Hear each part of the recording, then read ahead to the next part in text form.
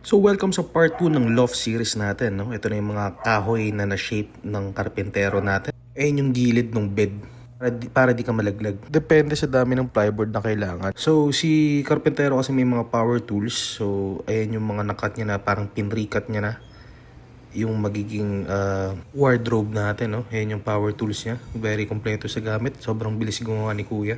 Actually, pinrecut niya na para pipinturahan kasi ng pintor. Tapos ididikit-dikit niya na lang. Hindi ko lang ang tawag sa term. So dito natin siya ilalagay. Ito yung kwarto, no? Diyan yung stairs natin. Paakyat. Dito yung magiging parang walk-in cabinet niya, pataas. Tapos may patungan ng gamit sa taas. Then wardrobes. Tapos dito siguro yung magiging workstation natin. Then ayun yung bed natin, kasyang queen size. Then dito yung magiging stairs. Meron din siyang display shelves to maximize the space. So ito na yung laminate film. Yan, inuunti-unti na ni Kuya. Ang ganda ng quality ng pagkakagawa. Though hindi pa siya tapos, ito naman yung dinidikit with rugby, no? Unique pala yung brand.